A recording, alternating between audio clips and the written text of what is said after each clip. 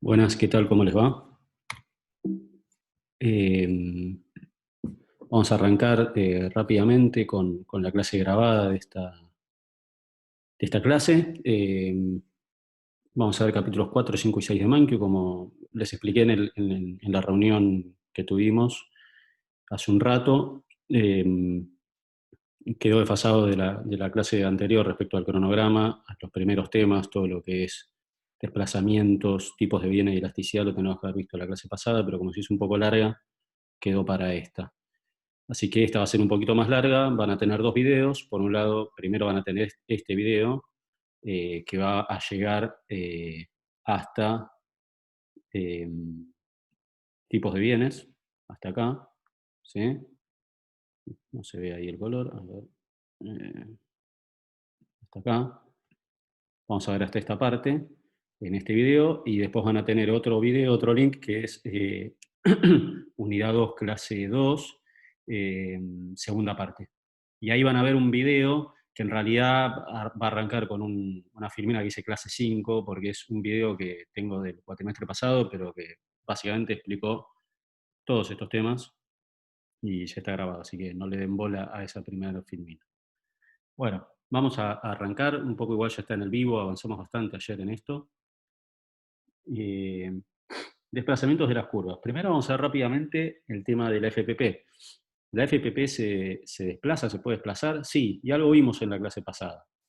Eh, ¿Por qué se desplaza? Por motivos exógenos a la curva, a lo que estamos viendo, ¿sí? Y como bien dice acá, algún cambio tecnológico, alguna modificación en el capital o la tierra, cuando hablamos de, por ejemplo, producción de trigo, genera desplazamientos de la curva. Si, por ejemplo, aumenta la disponibilidad de tierra, se va a desplazar. Yo a cada nivel y por cada factor variable que voy a estar incorporando a la producción de trigo, voy a poder sembrar más. Por lo tanto, la productividad, la que voy a poder llegar a producir con ese mismo factor variable va a ser mayor. Entonces el desplazamiento lo voy a tener sobre ese eje, ¿sí? Ahora vamos a ver gráficamente cómo es. Sería el caso este, ¿sí? La curva pivotea sobre zapatillas porque los niveles de producción de zapatillas se mantienen, porque ya ahí no tuve modificaciones, pero se incrementan, digamos, sobre trigo, ¿sí? Lo mismo se puede dar en el caso inverso, o también se puede dar un caso en el que se da un desplazamiento completo de la curva, que que es como esta, se desplaza por completo hacia afuera, que este es un típico caso de crecimiento económico. También podemos tener la situación inversa. Supónganle que en vez de tener trigo y zapatillas, tuviésemos zapatillas y sandalias en esta FPPP, y tenemos que, no sé, se incendió un sector de la fábrica donde se hace esto. La FPP que estamos viendo tiene que ver con eso. Bueno, obviamente la capacidad productiva a todos niveles, porque hay una destrucción de capital, hace que la curva se desplace hacia abajo, ¿sí? Esto baja y te puede quedar una curva así. ¿Estamos? Bien. Ya yendo más a lo que, esto sí, quizás es un poco más importante, a lo que son las curvas de oferta y demanda. Las curvas de oferta y demanda también se pueden desplazar.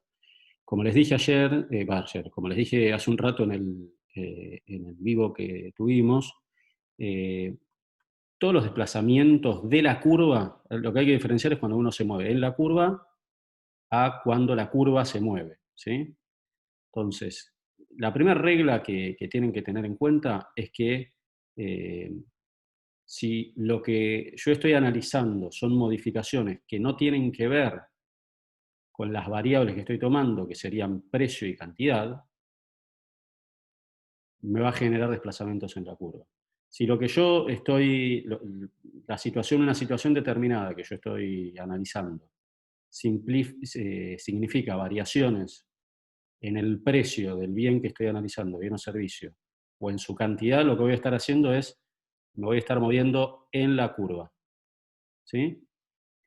Entonces, ¿cuándo hay un desplazamiento? Cuando la cantidad demandada a un precio dado varía, básicamente. Entonces, yo tengo acá un punto, un precio X. ¿sí? Y estoy más o menos acá, ¿sí? Mi cantidad demandada inicial era esta, ¿sí? Ahora, yo puedo tener, si la modificación se da y me dice que al mismo precio la cantidad demandada ahora es mayor, tengo un desplazamiento expansivo, ¿sí? Se incrementó la demanda. ¿En cuánto? En esta magnitud. Por el contrario, si al mismo precio yo ahora compro menos, tengo un decrecimiento de la cantidad demandada en esta magnitud, ¿sí? Bien, ¿por qué se da esta situación? Como bien dice acá, en general, los principales gustos, los principales factores que pueden dar estos desplazamientos son variaciones en el ingreso. Estas situaciones se dan muy claramente, sobre todo cuando uno analiza la demanda individual, ¿no? Cuando varía el ingreso de una persona, expansivamente o contractivamente, las cantidades demandadas a un precio determinado generan desplazamiento, seguramente, ¿sí? Según el tipo de bienes, y eso lo vamos a ver ahora un poquito más adelante. Variaciones en los precios de bienes relacionados, ¿sí? Eso también, si yo consumo, que también lo vamos a ver después, eh, me gusta tomar gaseosa de limón, una 7-Up o un Sprite, y yo estoy analizando mi demanda de Sprite, ¿sí? Si aumentó el precio de la 7-Up y posiblemente yo, si consumo las dos indistintamente, mi consumo, mi demanda de Sprite va a aumentar si el precio de la 7-Up sube. ¿Se entiende? Después gustos, cambian los gustos, me empieza a gustar más algún bien o menos. Expectativas de cómo va a ser mis ingresos, cómo va a estar la economía, etcétera, etcétera, inciden de forma subjetiva en estas cuestiones. Y después, cuando analizamos sobre todo el nivel de mercado, el número de compradores. Si analizamos una cuestión de demanda agregada y la cantidad de compradores se incrementa, como es la suma horizontal de la demanda, lo que me determina la curva de demanda agregada, se me incrementará la curva, se me desplazará a esa derecha, y por el contrario, si salen compradores de este mercado, la curva se desplazará hacia la izquierda. Ahora bien, volviendo a esto que les decía, de cómo se comportan, no es lo mismo estas cuestiones más subjetivas que hacen al consumidor, me determinan cierta calificación de bienes, que en general es bastante más amplia, como les decía hace un rato.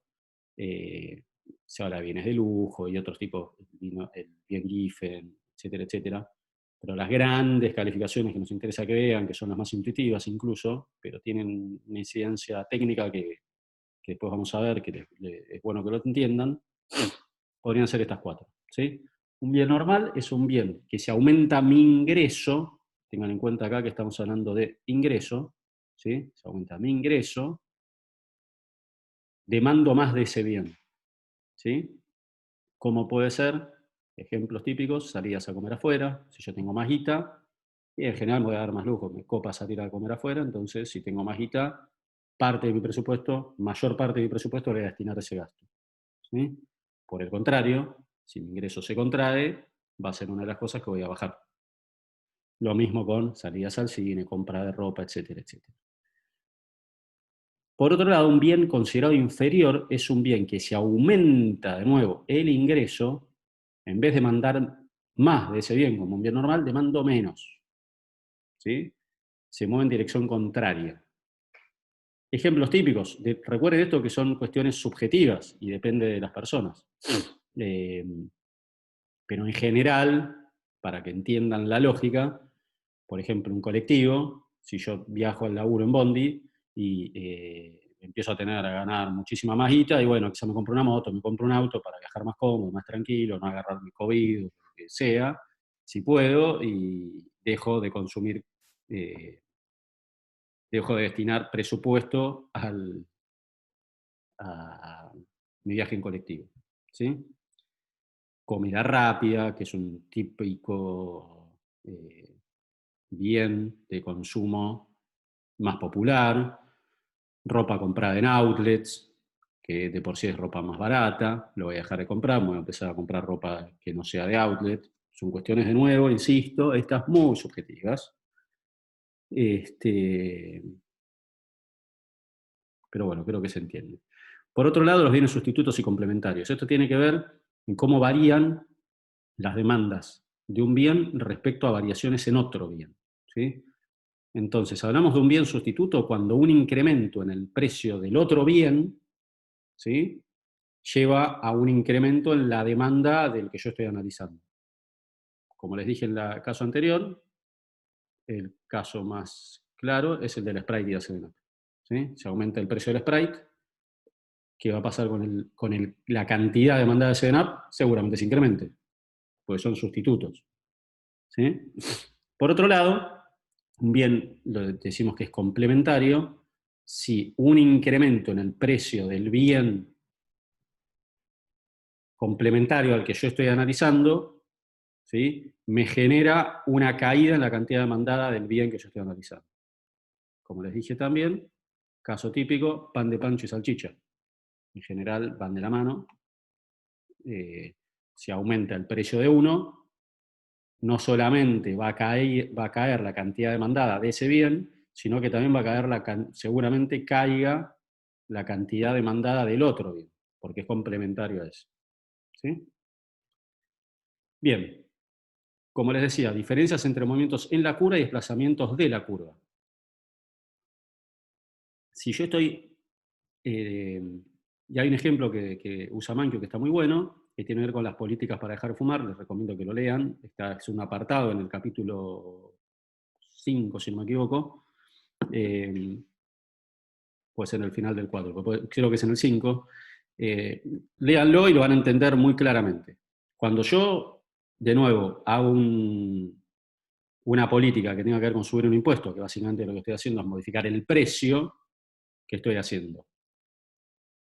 Estoy trabajando sobre las variables que estoy representando. Entonces, como les dije antes, como estoy trabajando sobre esas variables, el movimiento va a ser en la curva.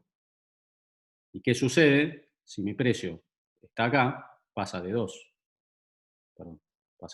a 4, la cantidad demandada pasa de 20 a 12. Entonces, efectivamente, es una política que hace que baje el consumo, pero vía precio, y me estoy moviendo dentro de la curva. Cuestiones externas, más subjetivas, que inciden sobre generar miedo a la población, concientizarla más que generar miedo sobre los daños que genera el dejar de fumar, etcétera, etcétera, hacen que a cada precio determinado la cantidad demandada baje. ¿Sí? Por lo tanto, es un desplazamiento de la curva, contractivo. Bien. Ahora, respecto a la curva de oferta, la lógica es la misma que en la demanda. Si algo altera la cantidad ofertada a un precio dado, la curva de oferta se desplaza. ¿Sí? Si la cantidad ofertada a cada nivel de precio se incrementa, la curva de oferta se desplazará hacia la derecha. Por el contrario, si a cada precio la cantidad ofertada tiene un decremento, la curva de oferta se desplaza hacia la izquierda. ¿Por qué puede darse? Entre otros motivos, precios de los insumos. Yo tengo un insumo de la producción del bien que estoy haciendo, me aumenta mucho, y yo el precio, la cantidad ofertada a cada precio que voy a estar dando, como tengo un aumento de mis costos de producción, va a bajar. O al revés, ¿no? Si se abarata, se va a expandir posiblemente. La tecnología, cuestiones de expectativas, en el mismo caso que la demanda, o el número de vendedores, tanto contractivo como expansivo.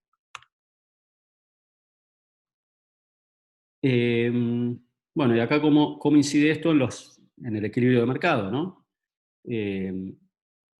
Obviamente estos desplazamientos generan alteraciones en el equilibrio, ¿sí? Yo estoy en un punto de equilibrio inicial y quiero ver ante un desplazamiento qué es lo que termina pasando y cuál termina siendo el nuevo precio y cantidad de equilibrio que se dan ante ese desplazamiento.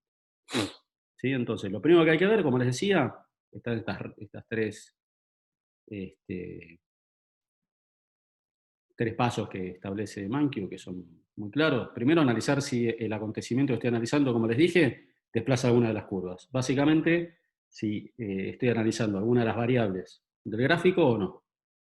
Después de que digo que sí, porque es algo exógeno a eso, ver en qué dirección va a ser. ¿Va a ser contractivo o va a ser expansivo? Y después se sugiere graficar las curvas de oferta y demanda para ver cómo cambia el precio y la cantidad de equilibrio. Esto, para el que le interese, no se preocupen, no se vuelvan locos con esto. No vamos a pedir que grafiquen. En todo caso, entiéndanlo como es en este caso. Típico caso expansivo de la demanda. Ola de calor incrementa el consumo de helado. ¿Sí? Entonces, ¿qué sucede? Al mismo precio, a un precio determinado, la cantidad demandada, perdón, a un precio determinado, la cantidad demandada se incrementa. ¿Sí? Al precio de 2, que antes la demanda quería consumir 7 y los oferentes ofrecer eso, porque había un equilibrio de mercado, ahora los consumidores quieren consumir 15, no sé, 12. ¿Sí? ¿Qué sucede? Hay un exceso de demanda. ¿Sí? ¿Cómo se va a ajustar esto? Como yo solamente estoy analizando un desplazamiento de la curva de demanda y no de oferta, lo que va a ir pasando, como vimos en el caso del excedente, es que esto va a ir ajustando hacia este punto de equilibrio, donde esta curva de demanda intersecta la curva de oferta, llegando a un nuevo punto de equilibrio con un precio un poquito más alto, porque como hay un exceso de demanda, la oferta que no se incrementa, no hay un desplazamiento, no aumenta, no hay un desplazamiento de la curva de oferta, sino que nos movemos sobre la oferta, que hace, sube el precio, y al ir subiendo el precio, la cantidad demandada empieza a bajar un poco. ¿Sí? Entonces el punto de equilibrio nuevo resulta en que se consumen, se demandan 10 y el mercado ofrece 10 a un precio de 2 pesos con 50. 2 dólares con 50, 2 patacones con 50, lo que quieran. Tomar como unidad de medida. ¿Qué pasa cuando, por ejemplo, aumenta uno de los insumos de la producción de helado? ¿Sí? Se aumenta, como decía antes, uno de los insumos, aumentan los costos de producción. Entonces, a cada precio determinado, lo que los oferentes van a ofrecer, valga la redundancia, va a ser menos cantidad. ¿Sí? Entonces, yo tenía un equilibrio inicial que es este, y se me contrajo, ¿sí? En 2. Si antes ofrecía 7, ahora estoy dispuesto a ofrecer 2. ¿Sí? Entonces, ¿qué problema tengo ahora? Que la demanda está absolutamente insatisfecha. ¿Sí? Eh, entonces, de nuevo, se va dando un equilibrio, perdón, se va dando movimientos en el mercado que llevan a un nuevo equilibrio de mayor precio, 2 pesos con 50, y menos cantidad que la inicial, pero un poco mayor a la que los oferentes estaban dispuestos a vender. ¿Por qué? Porque le subió el precio. ¿Sí?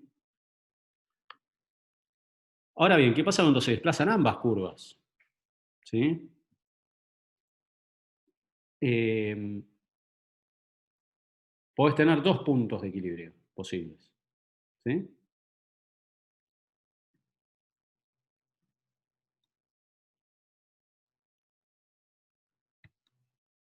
Como bien se grafica acá.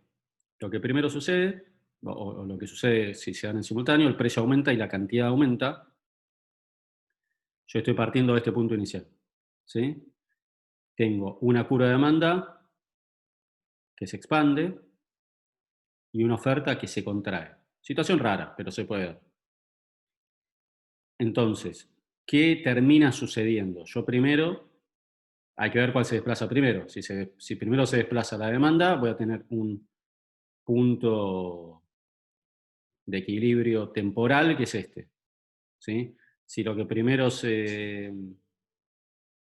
desplaza es la oferta, voy a tener un equilibrio temporal acá. No hablemos de equilibrios temporales para no volverse loco, por muchas intersecciones que vean, supongan que las dos se dan al mismo tiempo, cosa que no existe, pero bueno, supongamos que es así. El nuevo equilibrio ¿qué me va a suponer? Mayor precio y mayor cantidad, en este caso. ¿Qué pasa cuando hay un incremento pequeño de la demanda, no tan grande, ¿sí? Pasa de acá a acá, y hay un gran decremento de la oferta. La cantidad de equilibrio baja y el precio aumenta, ¿sí? Por eso ahí depende también las magnitudes de los desplazamientos para ver qué termina sucediendo, y es por eso que se sugiere, cuando les interesa, esto es para que entendan analíticamente cómo es, no nos vamos a poner quisquillosos, ni vamos a pedirles que esto lo analicen al detalle. Pero a quien le interese, sepa que al graficarlo, lo que uno puede finalmente ver es cómo se dan estas situaciones y cómo puede llegar a inferirse que va a ser el nuevo punto de equilibrio, que a veces puede ser hasta contraintuitivo. Bueno, después está este resumen de cómo se da cada cuadro de la entrada, donde sube una, baja la otra. Esto analícenlo si quieren, no se preocupen. Está copiado de Mankio y ahí está más detallado. Si quieren, léanlo. No tiene sentido que ahora nos detengamos en esto. Elasticidad. Elasticidad es estrictamente, me sirve para cuantificar en cuánto se modifica una variable en función de cambios en otra variable. La que nosotros vamos a analizar va a ser lo que se llama elasticidad precio. ¿Cuánto varía la cantidad demandada ante variaciones en el precio? Técnicamente la elasticidad es una variación en el punto, en un punto determinado es una variación porcentual mínima, ¿sí? Entonces, cuando yo modifico un 1% el precio, ¿cuánto se modifica la cantidad demandada? Entonces, lo que quiero ver es si el cambio es muy grande ante la variación, digo que es muy elástica. Y si la variación es menos, la variación en la cantidad es menor que la variación en el precio, quiero decir que esto es inelástica, que no varía tanto, ¿sí? Entonces, concretamente, en lo que hace la elasticidad precio de la demanda, como bien decía, mide cuánto responde la cantidad demandada a un cambio en el precio de un bien determinado. Si ante la variación del precio de un determinado bien la cantidad demandada varía significativamente, es lo que decía recién, estamos hablando de una demanda elástica. Si por el contrario la cantidad demandada varía levemente ante variaciones en el precio, estamos hablando de una demanda inelástica, que, como bien dice acá, finalmente es una medida de qué tan dispuestos están los consumidores a comprar menos del bien cuando su precio sube, ¿sí? Entonces, ¿cuáles son los determinantes de estas cuestiones que son en gran medida subjetivas? Disponibilidad de bienes sustitutos, o sea, si existen sustitutos, la demanda suele ser más elástica, ¿sí? Volviendo al caso de 7-Up y Sprite, si me subo el precio de la 7-Up, rápidamente me va a subir la cantidad demandada del Sprite, ¿sí? O si quieren quedarse con la Sprite, si sube el precio del Sprite, rápidamente y en gran magnitud va a bajar la cantidad demandada del Sprite. ¿Por qué? Porque los consumidores se van a ir a consumir las 7-Up, ¿sí? Entonces, lo que quiere decir es que la demanda de la Sprite es muy elástica, ¿sí? Por el contrario, suele ser inelástica si no los tiene. Caso claro de que vivimos acá en pandemia, salieron notas por todos lados, el tema de los huevos. Los huevos no tienen sustitutos. No hay otra cosa con la cual hacer budines y toda esta cosa de todos nos recibimos de pasteleros, hicimos panes de masa madre, etcétera, etcétera, durante la pandemia. Los huevos, ante un exceso varían el precio y la cantidad demandada, mucho no varía, porque la gente lo compra igual, ¿sí? Después hay una cuestión de necesidades. Si yo tengo una necesidad, la demanda suele ser más inelástica sobre un bien, y los lujos suelen tener demandas más elásticas. Yo hace un rato les decía el caso, por ejemplo, el extremo, algo que es perfectamente inelástico, que es la insulina, que es algo que sí o sí se tiene, la gente que es insulino dependiente lo tiene que consumir. No importa el precio que lo tienen, la cantidad no va a variar, ¿sí? Es una necesidad extrema. Y un lujo, o sea, la compra de yates, obviamente ante variaciones en la situación económica, los ingresos de la población, etcétera, va a bajar un montón. Es una de las primeras cosas que se ajusta, ¿no? Eh, bueno, después acá la definición del mercado, tiene que ver un poco también con con mercados más de competencia perfecta, que hay más disponibilidad de información, que se encuentran rápidamente sustitutos, etcétera, etcétera, suelen ser situaciones donde hay más elasticidad hacia el cambio a otro producto, por lo tanto, la demanda de esos bienes ante variaciones en el precio es alta.